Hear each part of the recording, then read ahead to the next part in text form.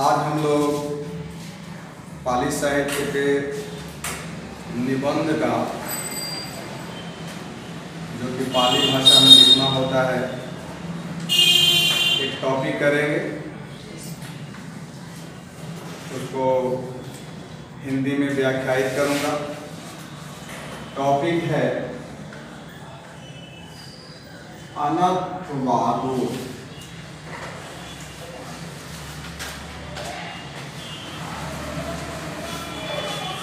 अर्थात अनात्मवाद।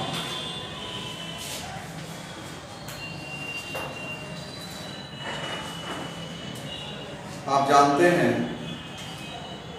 कि भगवान बुद्ध ने आत्मा को नहीं माना। उन्होंने कहा है कि आत्मा नहीं है, और इसी कथन पर उनका ये एक दर्शन बन गया अनात्मवाद। तो अनात्मवाद किस तरह से नहीं है आत्मा, इस निबंध में ये बताया गया। कहता है निबंध कि भगवतो बुद्धस्य देशनायम अनंतवादो प्रकाशितो। भगवान बुद्ध के देशना में अनात्मवाद प्रकाशित किया गया है। अनताति अत्तानथि। अनता का अर्थ है कि आत्मा नहीं है। अत्ता न विजतीति। आत्मा विद्वान नहीं है, मौजूद नहीं है। बुद्धो कथेसी सभ्य संखारा अनिच्छा, सभ्य संखारा दुखा, सभ्य धम्मानता। अर्थात सभी संस्कार अनित्य है, सभी संस्कार दुख हैं, दुख से भरे हैं, और सभी धर्म अनात्म। जम्बूद्वीपस्य पुराणेषु च अनेकेषु परंपरासु अत्तानं कल्पना दृश्यते। जम्बू द्वीप के पुराने अनेक परंपराओं में आत्मा की कल्पना दिखाई पड़ती है। अर्थात कल्पना यह किया गया है कि आत्मा है। ते कथयन्ति यम अत्ता सभ्येषु पुरुषेषु च जीवेषु विद्यते। वे कहते हैं कि ये जो आत्मा है सभी पुरुषों में और जीवों में विद्यमान है। अयम अत्ता न कदापि नश्यते। यह आत्मा का कभी नाश नहीं होता है। सो आनंद रूपो ससतो बुद्धो बुद्धो च वेद गुवर्थी। यह आनंद स्वरूप है, शाश्वत है, बुद्धो है, कुट्ठो है, और वेद गु है, यानी ज्ञानी है। ते इदं पि कथयन्ति। उन्होंने यह भी कहा है यम यथा मनुष्यो जिन्नं वत्थं पहायं नवम वत्थं धारेति। उन्होंने कहा है कि ये जो मनुष्य है, जिस प्रकार, यथा मतलब होता है जिस प्रकार, ये मनुष्य जो है वो अपने पुराने जीर्ण वस्त्रों को, जिन्न यानी जीर्ण, पुराने वस्त्रों को पहा यानी छोड़कर नवम वत्थम धारेति, नया वस्त्र का धारण करता है। एवमेव, एवमेव मीन्स ठीक इसी तरह से, ठीक इसी प्रकार। अत्तापि जिन्नं शरीरं पहाय नवम शरीरम धारेति।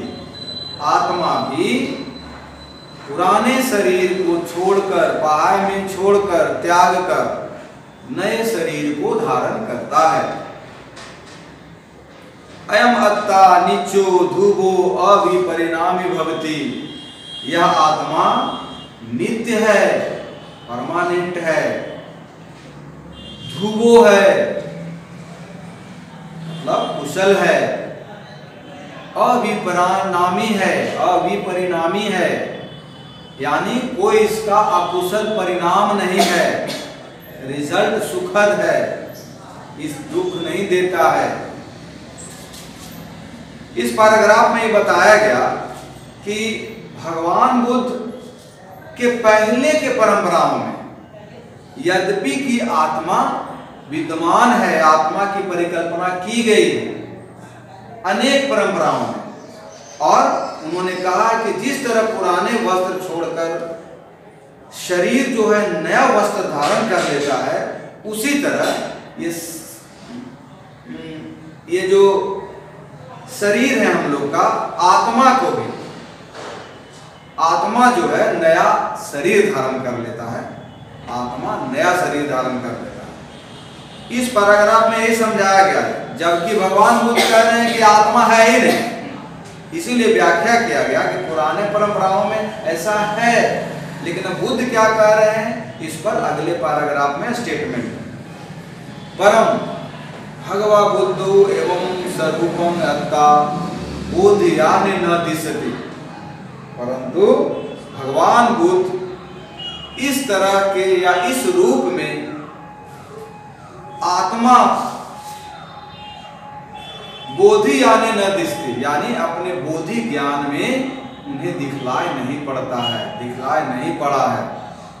बुद्धो कथेति अविद्या विभूतो पुरुषो अत्तानं कपेति, भगवान बुद्ध कहते हैं यम अविद्या विभूतो, अविद्या से ग्रसित होकर, अज्ञानता से ग्रसित होकर पुरुष यानी मनुष्य जो है आत्मा की कल्पना करता है। सो कथेति, वो कहते हैं यम मनुष्येषु अत्ता न विशति, ये जो मनुष्य है उसमें आत्मा नहीं है, नहीं है विद्यमान उनमें आत्मा। तत् केवल ही पंच खंडा होती, उसमें केवल पांचों खंड होते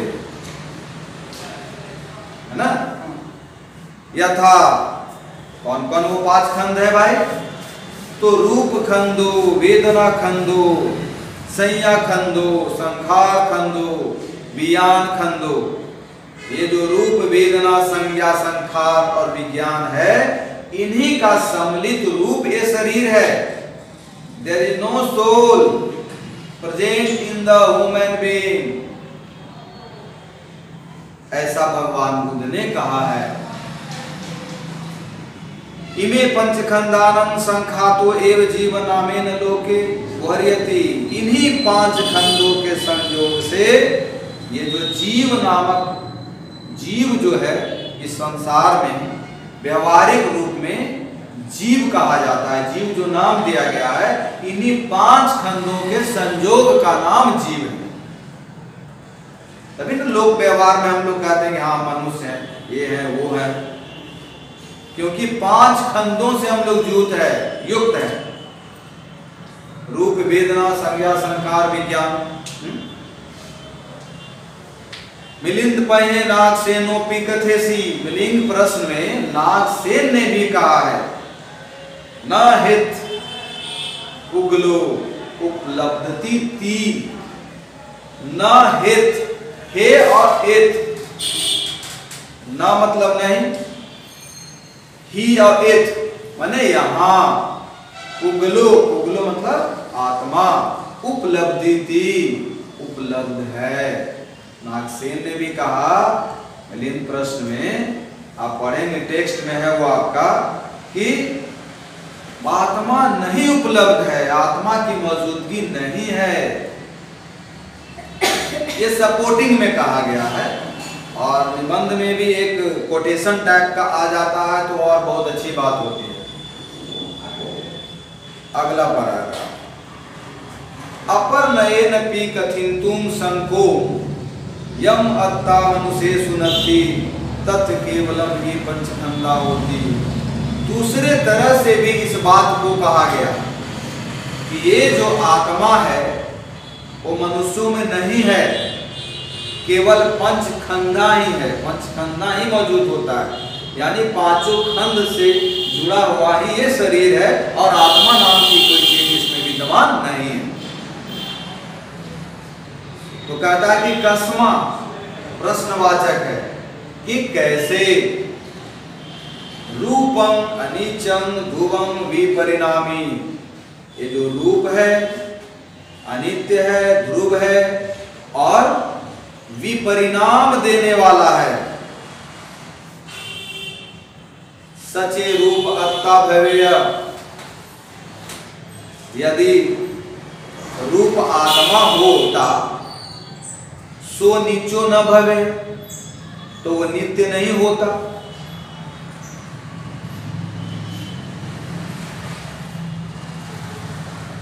वेदना भी अत्ता न भवेय,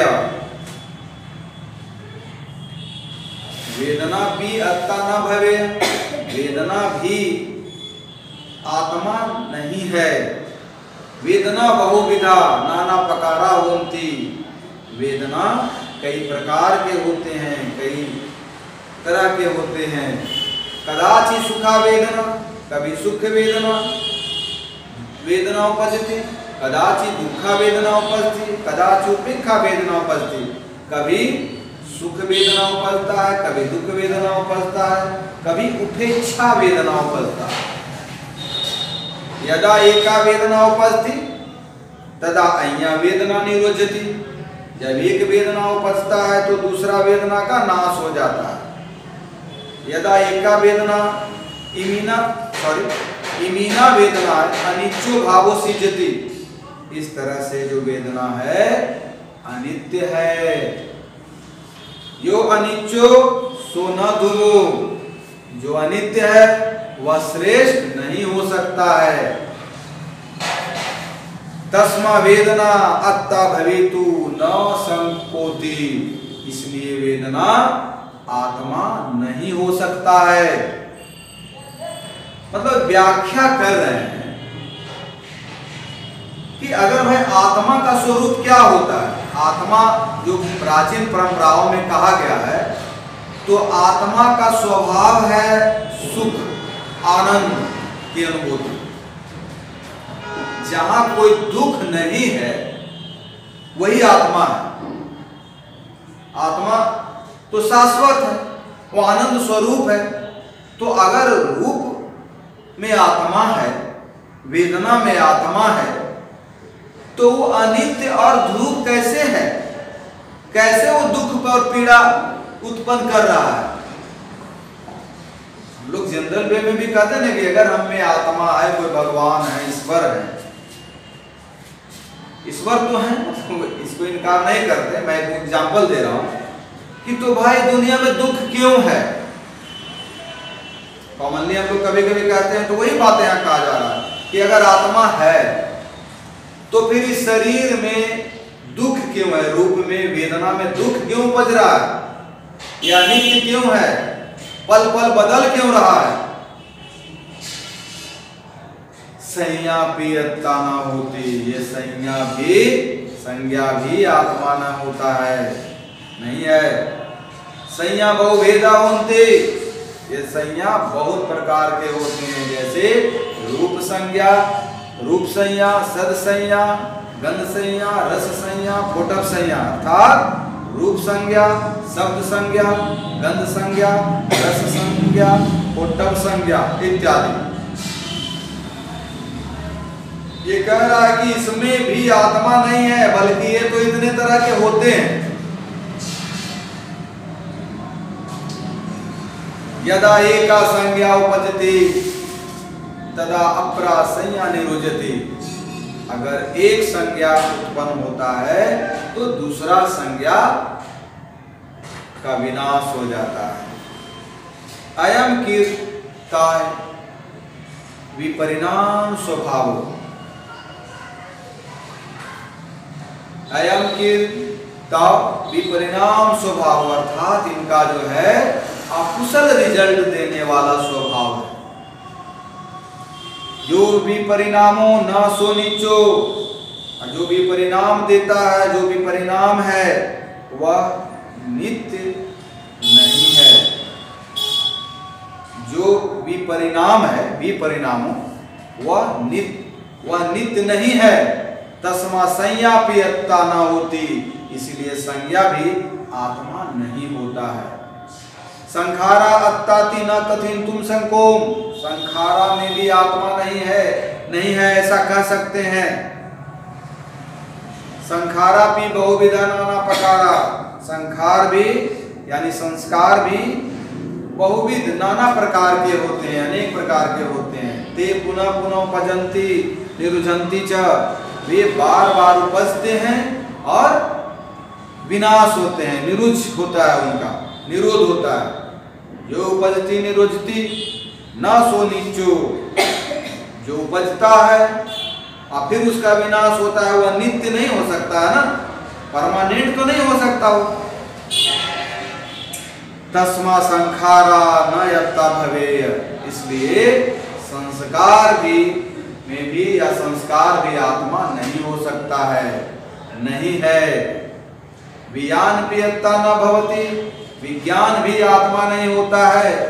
चक्षु विज्ञान, श्रोत विज्ञान, घ्राण विज्ञान, जीवा विज्ञान, काय विज्ञान, ति वेदेन विज्ञानस्य भेदा होन्ति। ये जो विज्ञान है ये भी कई प्रकार के होते हैं, जैसे चक्षु विज्ञान यानी आंखों का विज्ञान, श्रोत यानी कान का विज्ञान, घ्राण विज्ञान यानी नाक का विज्ञान, जीवा विज्ञान यानी जीवा का विज्ञान, और काय विज्ञान अर्थात शरीर का विज्ञान। विज्ञान सर्वदा उपजती च निरुद्धति च, विज्ञान सर्वदा उपजता है निरुद्धता है। यो उपजनम धम्मो, जो उपजने वाला धर्म है, सो न नित्यो, वह नित्य नहीं हो सकता है, परमानेंट नहीं हो सकता है, शाश्वत नहीं हो सकता है। तस्मा विज्ञानम अत्ता न भवति, इसलिए विज्ञान में भी आत्मा नहीं है। Do you understand? एवं पंचसु खंडेषु एकेकं गृहीत्वा तस्य विभागं कृत्वा दशने विमंसने अत्तानत्थि, इसलिए पांचों खंडों में एक एक ग्रहण करके जब हम देखते हैं तो तस उस विभाग में दर्शन करने के बाद, कत्वा करने के बाद, विमंस ने अत्तानत्थि, विचार विमर्श जब हम करते हैं तो पाते हैं कि इनमें आत्मा नहीं है। तस्मा भगवा कथितम, इसलिए भगवान ने कहा भी है कि सभ्य धम्मानत्ता, सभी धर्म अनात्म है। परमत्थतो, अगला पैराग्राफ है, परमत्थतो यथा रथस दंडं च पटिच चक्कं च पटिच रथ पंजर च पटिच असम च पटिच सारथी च पटिच समैया लोके वहारे रथोति नामत्थे। परमत्थतो मतलब हुआ यथार्थ में, रियलिटी में, जिसको कहते हैं हिंदी में कि वास्तव में यथा रथस, जिस तरह से रथ को उसका दंड के सहारे, रथ के दंड के सहारे, चक्का के सहारे, रथ पंजर के सहारे, घोड़ा अस मतलब घोड़ा के सहारे, सारथी के सहारे, लोक व्यवहार में माने ये सब मिला करके इसको हम लोग क्या कहते हैं? रथ कहते हैं, रथ नाम दिया है हम लोगों ने। एवमेव, इसी तरह से रूपम च पटिच, वेदनम च पटिच, संज्ञा च पटिच, संखार च पटिच, विज्ञान च पटिच, सत्तोतिवा उगलोतिवा मनुष्योतिवा लोक व्यवहारो भवति। इसी तरह से रूप के सहारे, वेदना के सहारे, संज्ञा के सहारे, संखार के सहारे, विज्ञान के सहारे ये जो प्राणी है, सत्व मतलब प्राणी होता है, सत्तोतिवा प्राणी, उगलोतिवा या आत्मा जो भी कहें, मनुष्य, उगल मनुष्य भी होता है, मनुष्यतिवा लोक व्यवहारो भवति, लोक इस संसार में व्यवहारिक रूप से मनुष्य, पुद्गल या अन्य भी कहा जाता है। किसे किसे कहते हैं? सब जो संखार है, सभी रूप वेदना संज्ञा सभी के संयोग से ही ने शरीर है। परमत्तोपन न कोपी ध्रुवो वंचु व अत्तानति। वास्तव में कोई ऐसा नहीं है जो ध्रुव है, अटल है। ध्रुव मतलब अटल, नित्य है। इस परमत्तोपन न कोपी ध्रुवो व नित्यो व अत्तानति। कोई चीज ध्रुव अटल है ही नहीं जो उसका विनाश नहीं होता, जिसका परिवर्तन नहीं होता। तो जो परिवर्तन हो ही जाता है तो फिर आत्मा तो है नहीं। तो हम लोग जो बाहरी रूप से शरीर में देखते हैं को तो क्या पाते हैं कि changing is everywhere. Day by day there is happening changing in our body. तो अगर there is changing, that is not permanent. वो अटल नहीं है, वो नित्य नहीं है। अर्थात जो अटल और नित्य नहीं है तो फिर आत्मा कैसे हो सकता है, ये कह रहे हैं भगवान बुद्ध। भगवान बुद्ध ने बड़ा सरलता रूप में कहा है कि आत्मा अगर है तो दुख ही क्यों है भाई, ये चेंजिंग क्यों है ना। ये अपना इनका थ्योरी है। इसका मतलब ये नहीं मैं कह रहा हूं कि आत्मा है कि नहीं, मैं भगवान बुद्ध की थ्योरी को प्रतिपादित कर रहा हूं इस निबंध के लिए। कथितं च कहा भी गया है, यथा ही यंग संभारा होती रथो सद्दो इति। जिस तरह से रथ जो है अनेक अंगों को मिलाकर करते हैं, एवं ठीक इसी प्रकार खंडेषु संतेषु होती सत्तोति समुदिति। इन खंडों के संयोग से ही ये मनुष्य नाम का या जीव नाम का कोई चीज होता है। अर्थात इन पंच खंडों का संयोग ही ये शरीर है। यही भगवान बुद्ध ने अनंतवादो अपनी दर्शन के जरिए समझाया है। और ये अनात्मवाद बहुत ही महत्वपूर्ण है, इधर बहुत दिनों से नहीं आया है और इसके आने की संभावना बहुत ही प्रबल है।